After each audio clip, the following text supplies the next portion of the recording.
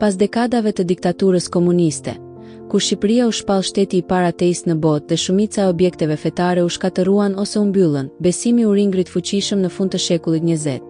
Kjo ringritje solli ndërtimin e objekteve madhështore të kultit.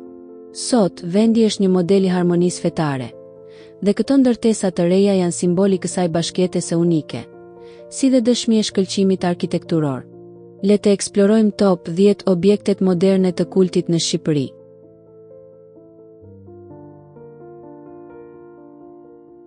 Në vendin e 10, nisi me teqen Resha Det Baba në Sarand.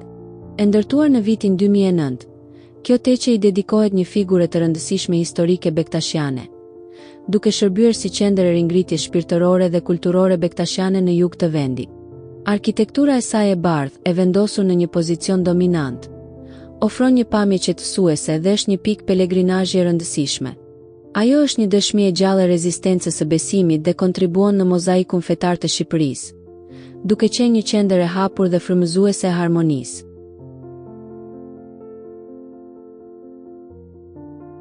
Vazhdojmë në vendin e 9 me xhamin Riza Bajrami në Durrës. Ajo ndodhet në zonën e Shkozetit. E përfunduar në vitin 2014. Kjo është një nga xhamit më moderne dhe më të mëdha të qytetit bregdetar. Ajo shquhet për dizajnin e saj funksional dhe estetik, duke pasur një kupolë elegante dhe 4 minare të larta që ndriçojnë siluetën e zonës natën. Ndërtimi i saj pas viteve të tranzicionit përfaqëson nevojën e komunitetit për hapësira dinjitoze adhurimi dhe ka shërbyer si një pikë takimi dhe konsolidimi shpirtëror për banorët e Durrësit, duke i dhënë zonës një tjetër referencë arkitekturore dhe fetare. Në vendin e 8, gjejmë katedralen ortodokse Ngjallja e Krishtit në Tiranë. Ky është objekti i kultit ortodoks me arkitekturën më moderne dhe më të madhe në Shqipëri. E përuruar në vitin 2020, katedralja impresionon me madhështinë e hapësirës së saj dhe dizajnin e saj unik rrethor. Simbolizmi i saj është i fortë. Ajo simbolizon forcën e ringritjes së kishës ortodokse autoqefale të Shqipërisë dhe është vendosur në qendër të kryeqytetit si një dëshmi e hapur e tolerancës. Kupola e saj e artë dhe kulla e kambanës prej 46 metrash e bëjnë atë një nga monumentet më mbretërilënse të qytetit, duke tërhequr vëmendjen e arkitektëve ndërkombëtar.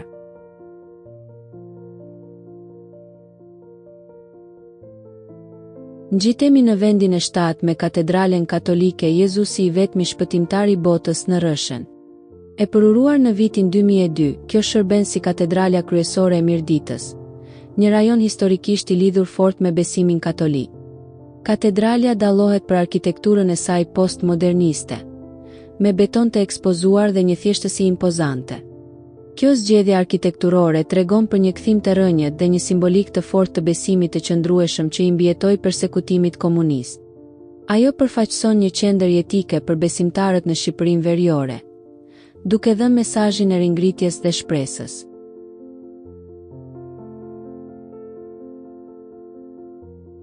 Në vendin e 6 vendosim kryefaltoren bektashiane, ose Odeonin në Tiranë.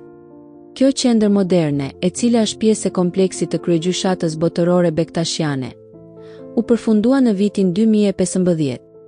Hapësira e gjerë, mermeri shumëngjyrësh dhe arkitektura me linja të buta ofrojnë një qetësi të veçantë shpirtërore. Ajo është një kompleks i ndërtuar për të pritur besimtar nga e gjithë bota, duke dëshmuar rëndësinë e Shqipërisë si atë shpirtëror i bektashizmit. Odeoni është një simbol i madh i diversitetit dhe tolerancës fetare në Shqipëri.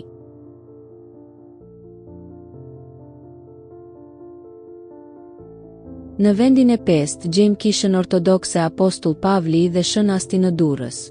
E ndërtuar në vitin 2002, kjo kishë nderon traditat e krishterimit të hershëm, duke lidhur qytetin e sotëm me themeluesit e tij shpirtëror.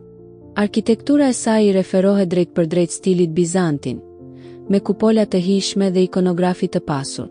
Ky përkushtim ndaj stilit tradicional shpreh një dëshirë për të rindërtuar identitetin fetar mbi bazat historike, pasi Durrësi ka qenë një qendër e hershme dhe jetike e krishterimit.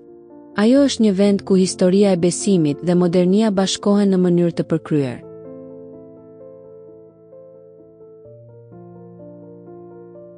Ngjitemi në vendin e 4 me xhamin Ebu Bekër në Shkodër. E përuruar në vitin 1995, kjo xhami, e njohur si një nga më të mëdhat e veriut, u bë një simbol i shpejt dhe i fuqishëm i lirisë së besimit. Ajo u ndërtua me mbështetjen e Arabisë Saudite dhe me një arkitekturë neo-osmane, duke e transformuar zonën përreth. Kjo xhami shpreh forcën dhe përkushtimin e komunitetit musliman për të rindërtuar jetën e tyre shpirtërore pas viteve të persekutimit, duke i dhënë Shkodrës një pikë qendrore dhe dinjitoze adhurimi.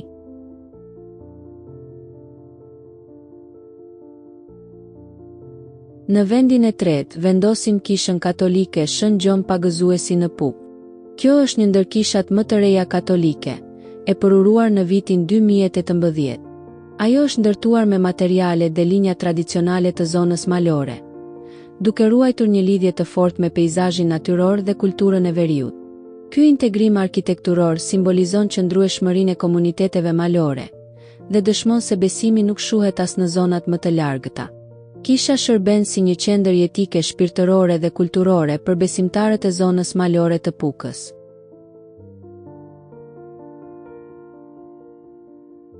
Vjen vendi i dytë, me xhaminë e Namazgjas në Tiranë. Kjo është xhamia më e madhe në të gjithë Ballkanin, një monument madhështor i fesë islame, i vendosur pranë parlamentit. Me 4 minare të larta dhe një stil të frymëzuar nga arkitektura klasike osmane, ajo dominon estetikisht peizazhin urban. E përuruar në vitin 2024, me një kapacitet që arrin mijëra besimtar, Namazgjaja është një pikë referimi e re dhe e fuqishme, që tregon forcën e ringritjes shpirtërore të komunitetit musliman në Shqipëri dhe rajon, duke u bërë një vepër arkitekturore e nivelit ndërkombëtar. Dhe në vendin e parë, shpallim katedralen ortodokse Ngjallja e Krishtit në Korçë. Kjo katedrale është thelbësore. Ajo u rindërtua me njëherë pas rënjes së komunizmit dhe u përurua në vitin 1992, duke shërbyer si një ndër simbolet e para dhe më të forta të lirisë së besimit në Shqipëri.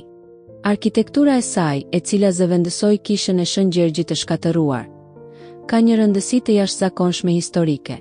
Ajo përfaqëson jo vetëm qendrën e besimit ortodoks të qytetit, por edhe aktin e parë të ringritjes fetare në vend pas dekadash ateizmi. Rëndësia e saj historike si sinjal i fundit të ateizmit e bën atë objektin më simbolik modern të kultit në Shqipëri.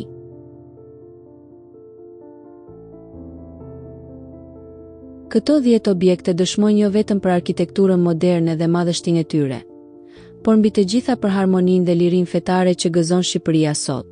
Ringritja e këtyre qendrave shpirtërore është triumfi mbi ateizmin e detyruar. Na mbështesni për më shumë histori duke na treguar me një like nëse ju pëlqeu ky udhëtim. Shkruani në komente cili objekt kulti ju bëri më shumë përshtypje. Dhe mos harroni të bëni subscribe kanalin. Si një shënim i rëndësishëm, të gjitha lokacionet e këtyre objekteve i gjeni të listuara në përshkrimin e kësaj videoje.